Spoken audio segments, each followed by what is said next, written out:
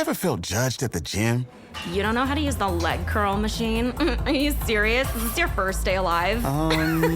No, it's okay. I love helping people during their first day on Earth. At Planet Fitness, get energy without the judgment and join the judgment-free zone. Never intimidating, always free fitness training and equipment for every workout. Get energized today during the Big Fitness Energy Sale for 24 cents down, $10 a month. Cancel anytime. Deal ends Friday, January 12th. See Home Club for details. Hey, Adam Culbertson here. Before we begin, we got a promo from another independent podcast, so when you finish this episode, make sure you go and check them out. What would you do if I told you that the world is not what it seems? You're telling me that potato salad is the key to other worlds? Ha! It's not even the best side dish. And people are not who they appear to be. I don't know that we can trust Master Douche. Well, I know for damn sure we can't trust Charles Edward Cheese. My name's not Mike. Where puns run rampant through the streets. The Global Adventurers Guild Master Enterprises will not stand for this. Well, it's gag me for sure, so I'm pretty sure they take everything on their knees, don't they? And it's hard to tell who the real monsters are. Well, yeah, it's a mimic. But I'm Francis the Lion. Three heroes. You have my sword. You have my kazoo. Oh god, my hip. Face off against three villains. Never again will they enslave me. We'll make damn sure of that. I'm Francis the Lion. We know. To keep the world of Euphrae from ripping apart. This damn portal won't close. Have you tried turning it off and back on again? And Tim and Terry from getting even more screwed. They're totally werewolves. Yep, they're definitely werewolves. Holy shit, those guys are werewolves. Welcome to A Fool's Quest. A Fool's Quest can be found on all major podcasting platforms simply by searching A Fool's Quest. Steel your mind for eldritch horrors of the universe unknown. For what is to follow is a tale of intrigue, mystery, and madness. You're listening to Microphones and Monsters.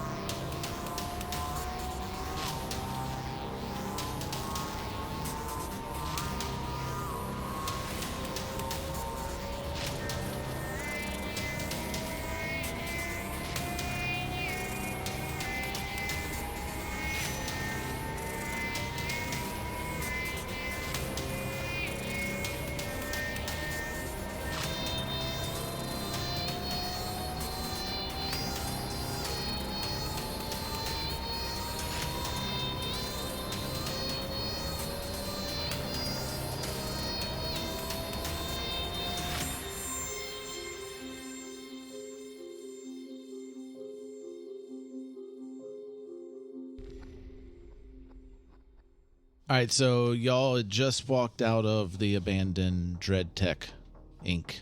building. Yeah, you just witnessed like all this like super high tech like city. It smells great and terrible at the same time. That city stank. And yeah, I don't think y'all actually said anything to each other like after y'all walked out and was witnessing all this. I think we're kind of just kind of like a gasp at the sight because we're just like, oh, this is a new thing. Wow. Yes, but with all these buildings, how are you supposed to get sunlight for naps? Maybe you go to the top. Well, I suppose that makes sense. Just stare at the building and just see how it just keeps going up infinitely and infinitely. Yeah. yeah. To y'all, like y'all have never seen buildings this tall. I don't think I want to go that high. Yeah, I mean we've seen some tall buildings. We do have a guest with us today. It is Nicolas Rodriguez, Nico from A Fool's Quest. So go ahead and introduce yourself. Hi, everybody. I'm Nico Rodriguez, and I am the DM of A Fool's Quest. And thanks for having me on. Welcome. Welcome. That's it. That's all you get. That's it. Well, it's been fun, guys, and I'll see you all later. Where can that's it. Guest spot. How can people find A Fool's Quest? Oh, yeah. We're on all major platforms, and you can check out our website at www.afoolsquest.com, and that will have the link to our links so you can go stalk us there. Yeah. We could talk more about that and morons at the end of this guest shot. Cool. Perfect. But right now, you're playing a character called Nitz, and we're gonna go to you. And you just pulled up in your van, and you're trying to find. You're in the middle of trying to find this device that your corporate enemy has planted. You've pinpointed. Yes, Yeah. You've pinpointed it down to the market district, but you don't know exactly where it is. So you are, Okay. You get out of your van. Whatever. What are you gonna do to try and find it? Okay. So I am searching for this device. Do I know what this device is? I know the device is in the market, but do I know what it looks like? Is it big? Is it small? Don't exactly know. You know that they're using some sort of new technology that turns people into slimes, and you're not exactly sure. You've maybe overheard from a fixer or radio chatter on a secure channel or something. Okay. So I get to the marketplace. I get out of my van. It's a big, rusty mechanics van, so it's, got no windows in the back. It looks kind of, beat up and got a bunch of tools and, grease and stuff all over it. And I get out of my van with my my little drone friend, Blip, and what does the marketplace look like? All right, so the marketplace, it's all lit up. You got big neon signs. You got your gun shop. You got your like general store kind of deal. They sell a lot of electronics, cell phones, stuff like that. There's always one like mysterious store that you kind of avoid. Everybody kind of avoids it. And you hear off in the distance, you hear an explosion. And it's over in a parking garage. Okay, and I assume chaos in the marketplace ensues after an explosion? Yes. Everybody's going crazy. Everybody's running away from the explosion. People are bumping into you and Blip. Okay, so I wouldn't try and drive my van. I'd probably just start running in that direction, try to navigate through traffic, through all the people, and and it shouldn't be a problem for me to get around all these people running toward me. I've got the land stride ability, so I should be able to navigate through that marketplace pretty quickly and pretty easily. Yeah, you're just weaving in and out of people. Yeah, yep. And Blip's right behind me. How far are we away from this parking garage? You're maybe 40 feet away. No, 60 feet away. And like you see people screaming bloody murder as they're running out of the parking garage. And there's some sort of like, as you get to there and people are running out, you stop and there's like some sort of gas that's on the other side of the parking garage from where you are. That's kind of filling up inside of the garage. Oh, yeah. Well, I'll stop before I come into contact with the with the gas and look around and see if there's anybody who's like not fleeing, who's trying to check out the building or trying to maybe get into the building or who knows what's going on instead of running away like a scared person. All right, so yeah, you're standing right outside the opening to get like where the cars would come in and out. Like, you're stopped there, people are just running through. Like, they broke the barriers, the little arms. And we're gonna go over to while you're just standing there staring in. People are running out and bumping into you as you're standing there. You other three, you hear the explosion as well, and you're maybe 80 feet away. It's pretty close. Yeah. Yeah. Like, I'm assuming like we would have been like shook by that blast. Yeah, definitely. Like the building we like came out it's of across next. the street and like at the end of the block across the street to your right. Julian, what did you just do? I literally have been here all of 30 seconds, and you're already accusing me of blowing up places. Well, I don't know. Explosions seem to follow you. That I will say, I haven't been in that building yet, so that's going to be very difficult even for me. Now, it is somewhat reassuring that despite the very, albeit amazing and terrifying place we are in, it's very interesting that it kind of is the same to Darkwell in that random acts of exploding aggression just happen. But there's a lot of people that. coming out of there. We should go see if anyone needs help. Yeah, we should do that. Let's not like get super. Let's get involved, but like let's not, leave a big footprint. You know what I mean when I say that? I someone might be hurt. Let's go. Hoof print.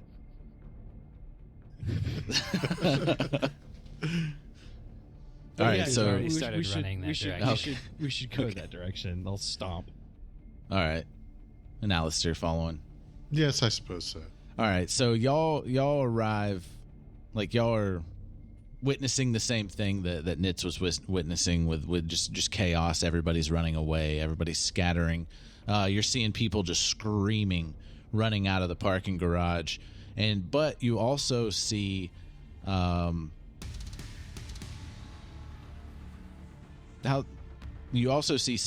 with a robot, a little drone next to them. Drone bot. Just standing there, and people are just running into him while he's staring inside of this parking garage. Not running away, like he's not scared like everybody else is. Interesting. I have a question about the explosion with the parking garage. Is it something that happened on top of the garage or like inside? Inside. Okay. Well, you don't see any like. No, all we see is like physical damage rubble. out from outside or anything. Yeah. Gotcha. Okay. But as you do get closer, you do see that there's smoke on the other side of the garage. I guess I would side eye the person who is not as phased as the other people, and kind of take notice of him, and because don't know this person, and this person could be the person behind the explosion. I have no idea. Sounds pretty but shady. Definitely gonna keep my eyes on that person, and especially the amazing looking device that is floating around them. Yeah, is your drone floating or does it walk?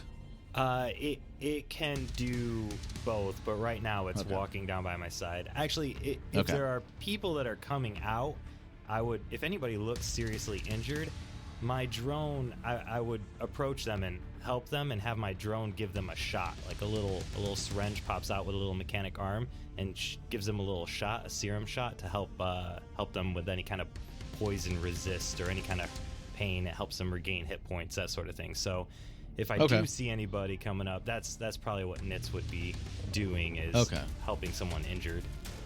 Now, do you have any limits to how many times that can happen? Yeah, it's my wisdom modifier, so I can use it 4 times per day. 4 times, okay. And what kind of a person is Nitz? I guess I don't know if we so Nitz covered that. Nitz is a half elf, medium height, kind of skinny for a mechanic, but wearing full mechanic clothes. So like big baggy pants with stains all over them. There's dirt and smudges on my face, and my hands have like grease stains, and under the fingernails. Not super clean for people are in the market area probably. But my drone is and then I've also got a beanie on top of my head that kind of covers up, but my ears are pushing up on the beanie to make it look awkward and not a very good fit. But it's like a knitted beanie. Yeah, it's like a knitted beanie. Yeah. Yep, exactly. Okay, I'm going to retract my previous statement, and I'm not going to be suspicious of this person, because this person is clearly a mechanic, and all he really wants to do is fix things, and is a man after my own heart. Yeah.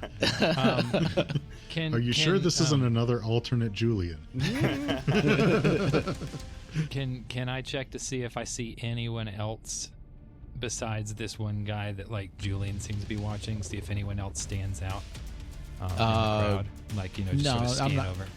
Yeah. You scan over the people. They're running away. You do see that. I'm gonna say two people run out that are injured towards the end of people running out, and Blip would give them a shot. So that uses 2 of your uses for that. And okay. That's all you really notice. You did notice those 2 people that were injured. It looks like they might have got caught by some shrapnel. Oh, okay. But they're not dead. Yeah, so Victor would be watching Blip and Nitz, and then turn to Julian and be like, that guy seems to maybe know what's happening, or he's helping someone. Maybe he knows something, and he's not scared like everyone else. Which is good. Well, I mean, it's not good. It's bad. It's the kind of person we're looking for, I guess, is what I'm trying to get at. Yeah. In terms of someone who's not going to turn tail in the immediate face of danger. Well, yes, but I suppose that our requirements are a little above that. Although it is in the right direction, I'll admit. Well, we should see if we can help him help everyone else. Aleister, you of all people should know this. Never judge a book by its cover. I'm sorry, I absolutely do not. I read all the books, in fact.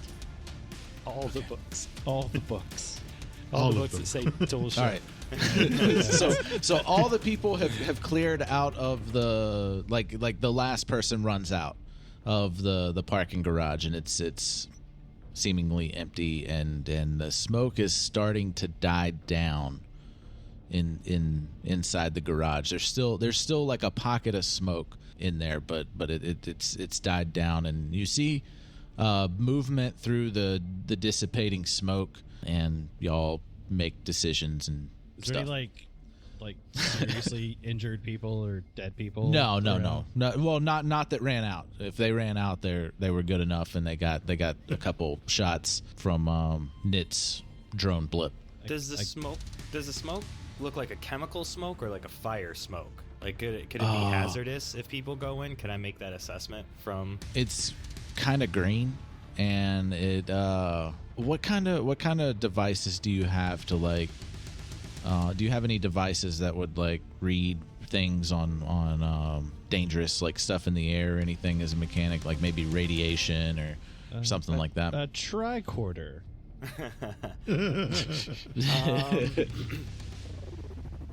Yeah, no, I don't really have anything along those lines without me going into it. I have an immune system booster, which is a cybernetic enhancement, which should be able to tell me some stuff, but that's like once I get infected. So probably wouldn't be ideal to run into the smoke just to find out what kind of smoke it is. Okay. All right. Yeah, you know that it's not good, and you totally this is definitely what you were looking for, though. Okay. You just didn't get there in time. I would actually like to cast a spell, and it, like, at least from what's in front of us, there's nobody else, and all we can really see is like the smoke coming out of the parking garage, right? Well, it's inside the parking garage. Like, it's not coming out of the opening, but it was on the other side of the parking garage. Maybe it came out the other side, but it's definitely like dissipated. Like, it's dissipating at this point. But there's still a pocket of it that's still kind of strong, and you see movement inside the dissipating smoke. Okay. Then yeah, I would like to cast a new spell. Okay. With the new mech pilot variant, I'm going to cast a second level spell called Gust of Wind. Okay. And it is it's called Detect People. No. in Smoke. Go ahead and finish that. So what you're saying? Gust of Wind is second level evocation. It's a 60-foot line essentially from myself, and then where I'm channeling the spell. Okay. A line of strong winds, 60 foot long and 10 feet wide, blasts from you in the direction you choose for the spell's duration, which is up to 1 minute. Each creature that starts in the turn a line must succeed on a strength saving throw or be pushed 15 feet away from the direction in the following line.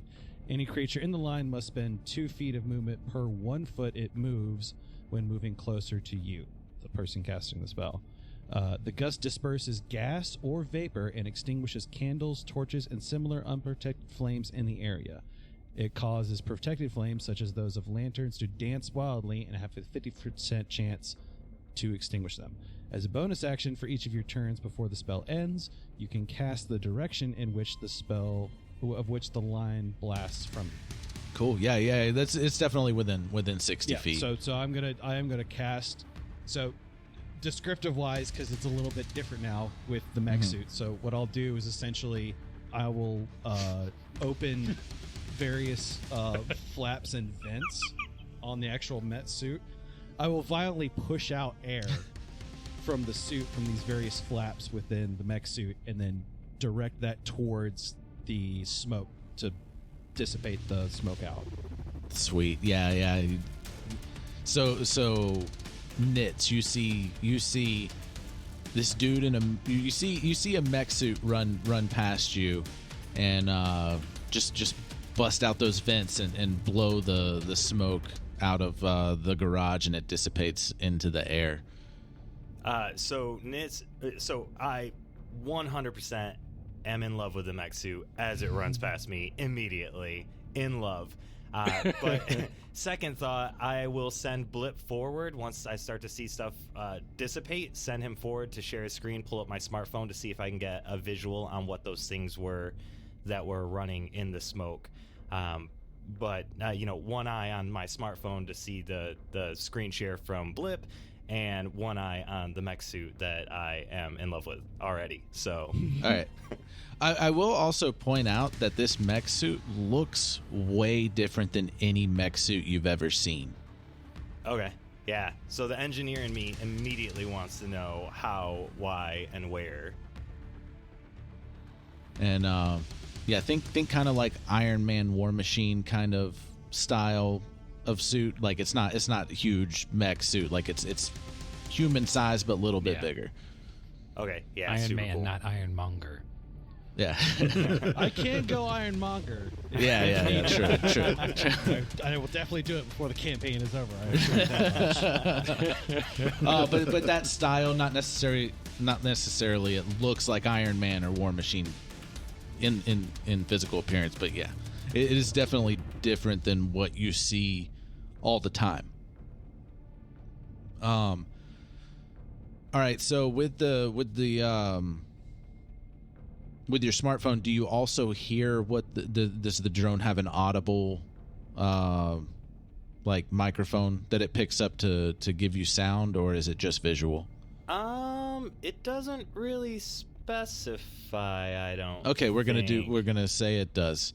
If it doesn't specify, cool. It says actually wireless and radio connections within 100-foot radius, so I would assume that would be okay. Cool. Both. All right, so the drone. So y'all, all of y'all are watching as Julian runs in. He does the vents, blows it out, and then you see Nits tell his drone to go in. He goes in, pulls out this fancy phone with a screen on it, or the fancy device with a screen on it, like a little TV. and because y'all have seen a TV before. I've in seen Servetus. a TV. Wow. so it's a moving screen, and you could tell that it's from the drone going in there, from the drone's point of view. And yes, there was definitely a bomb that went off in here. You see the explosion site through the drone. You also see dead people that were definitely like mangled by this explosion. Their body parts, and they're definitely dead. But where that concentration of smoke was, there you see that there are people inside of this car, and the car is filled with this gas, and you see them just flailing around, and you hear muffled screaming through your phone.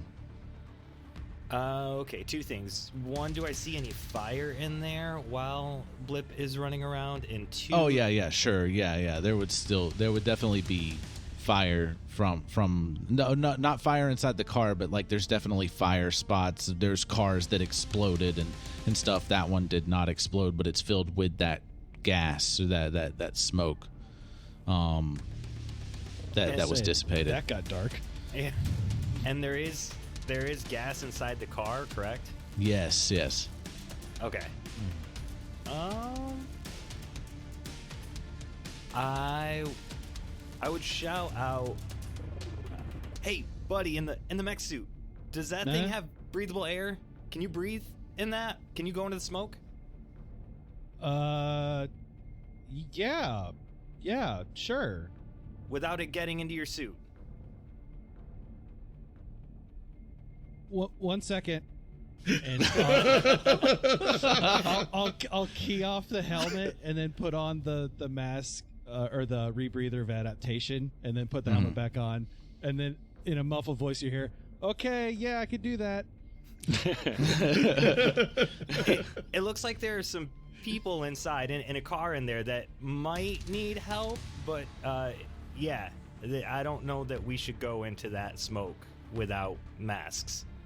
Okay. Oh yeah, no, the smoke is gone. It was just like there was some that got inside of that car, and it is just inside that car at this point. So it's just right, but if we open that door, then the smoke will come out. Yeah. So. Julian's still the safest one.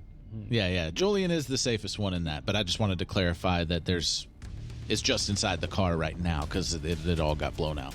Okay, then I'll walk over to the car and attempt to open the door. Okay. It is definitely locked, and you see these people just flailing inside. It looks like a whole family. Oh God. Like in the front seat, and then there's people in the back seat too. You better blast out the windshield with your lightning gun. No.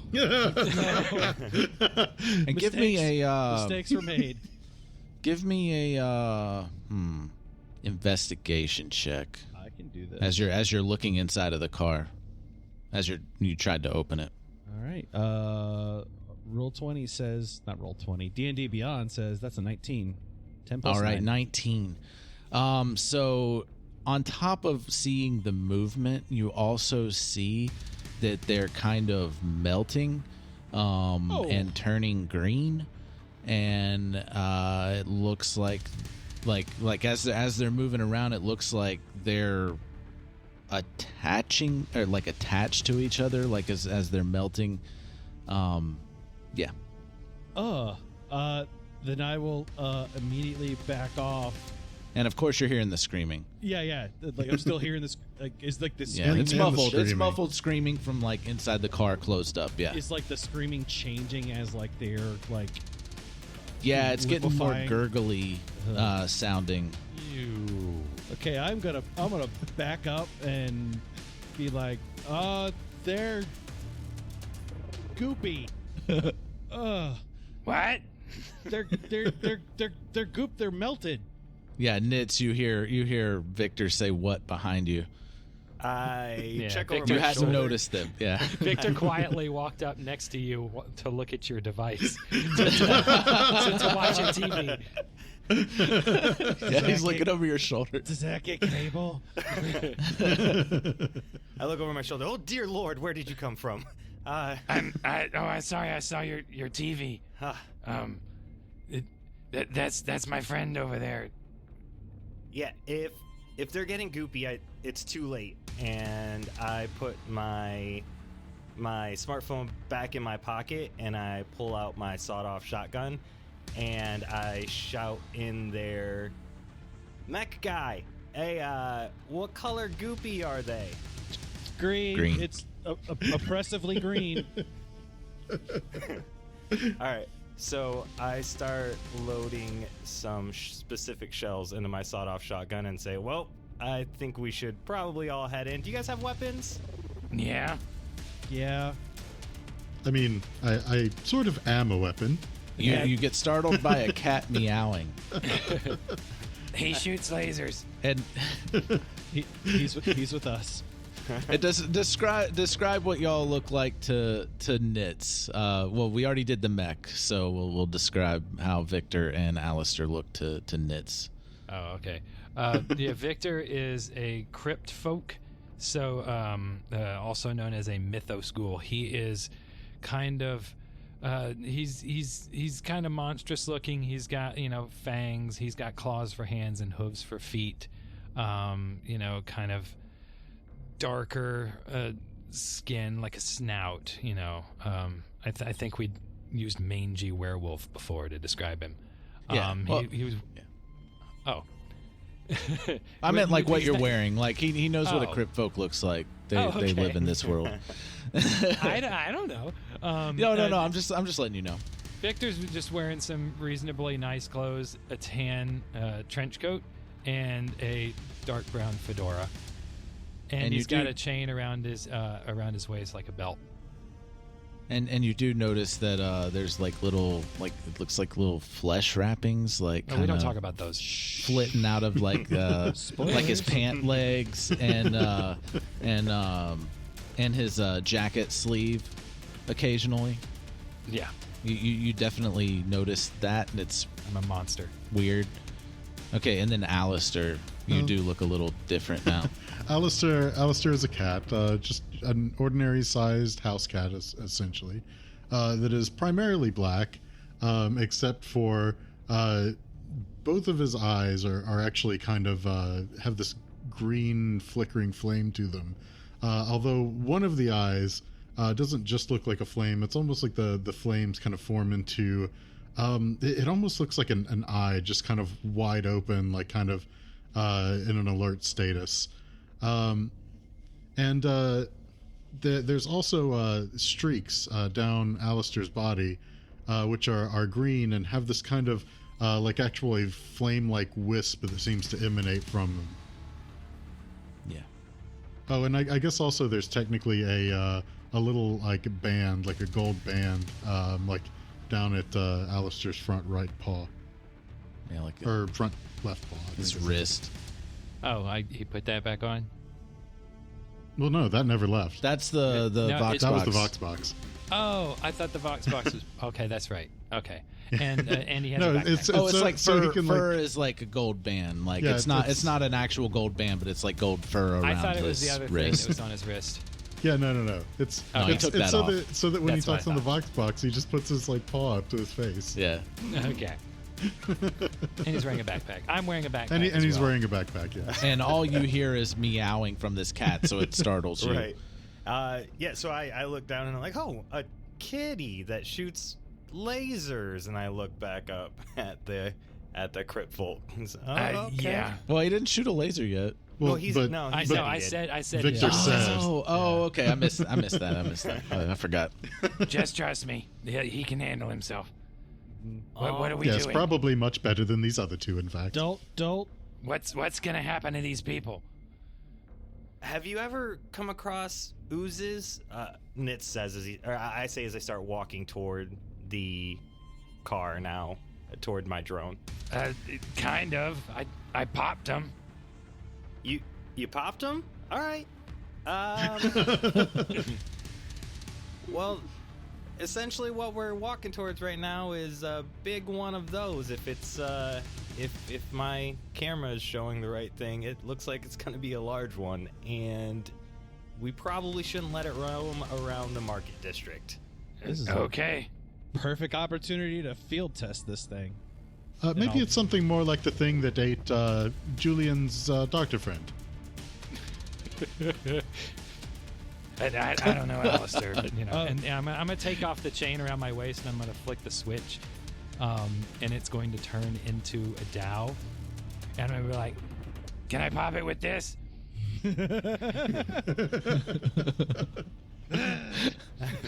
I don't see why not.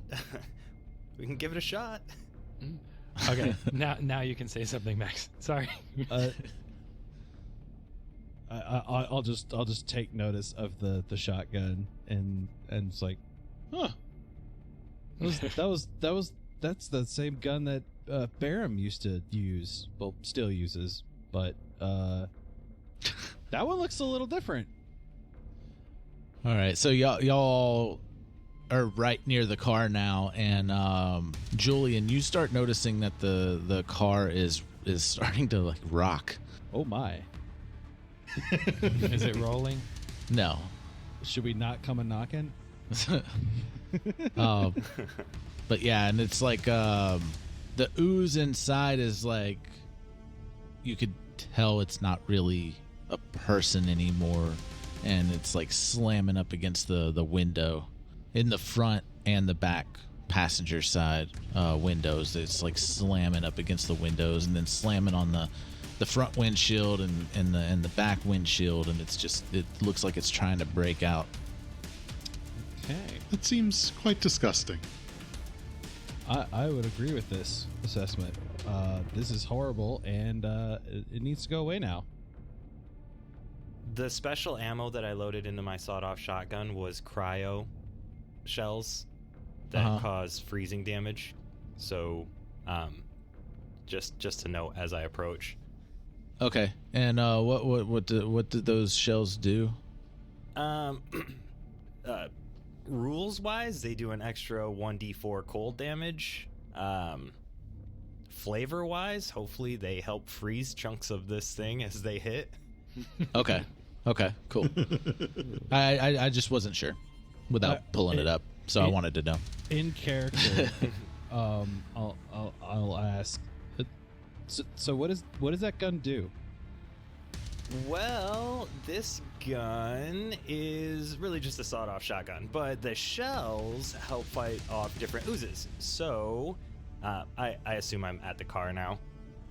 Yes. So, as we let this thing out, the specific color of this ooze tells me what kind of ooze it is, and we are going to shoot it and do some damage to it, hopefully, with my shotgun.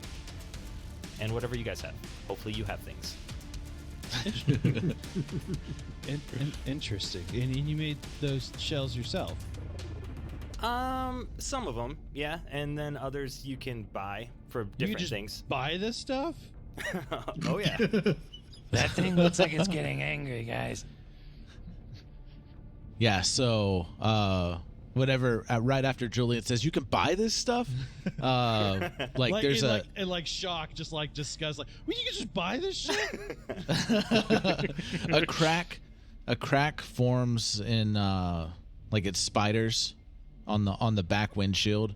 And Julian, are you still like beside the car? No, I backed up when I saw how horrifying the news was. But you hear crack, like a loud glass crack, twice, like on the come from the car, and you do see the back of the car, and like at the center of the spider, the spider webbing of the glass, like at the center, it like pops out glass an inch wide as the ooze starts coming out of it, and you do notice that there's another ooze coming out of the front windshield as well. And roll for initiative.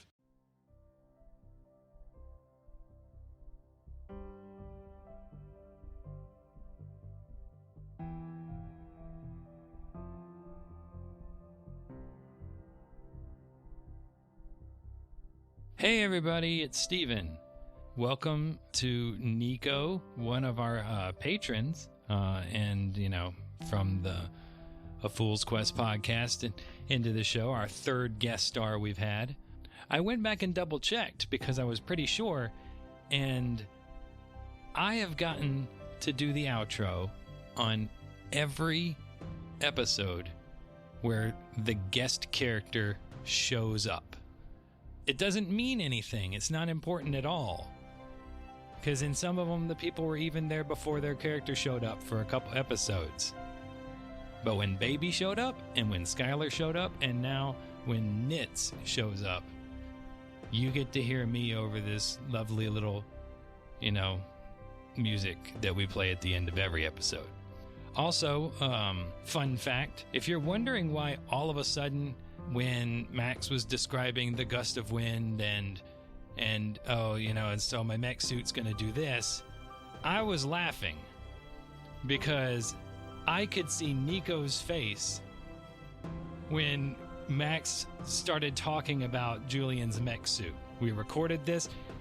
Nico had no idea that Julian was in a mech suit, and he was just like the excited look on his face was hilarious to me because we just didn't tell him any of that stuff. He didn't go in knowing anything. He went in just as cold as his character did. Season 2 wasn't even over when we recorded this. Wasn't even done releasing. So I thought that was a funny tidbit that I'd throw out there because I could. Anyway, make sure to visit mikesandmonsters.com to see all of our stuff. We've got, season playlists. We've got a merch store. We've got our Patreon. If you wanted to support us directly, we're super appreciative. You get lots of perks. You get ad-free episodes. You get bonus content and other cool things. Also, if you're listening to this episode around the time of release and it is not September 6th, 2021 yet, you still have time to make it over to the Mad Monster Expo in Concord, North Carolina, September 3rd through 5th. We are going to be there. We will have our own table with little thingies on it, trinkets or something with our logo, or I don't know. Adam is in charge of all of that. But we'll be out there. You can come by. You can talk with us. You can pretend we're celebrities. You can pay me $20 to take a selfie with you. That'd be fun. You don't have to do that. I was just kidding. But yeah, come out and see us. All music in this episode was written and produced by Marco Mazzei from Fallen Highway Studios, with additional music by Dark Fantasy Studio. Thanks so much for listening. Have a great day, everybody. Bye.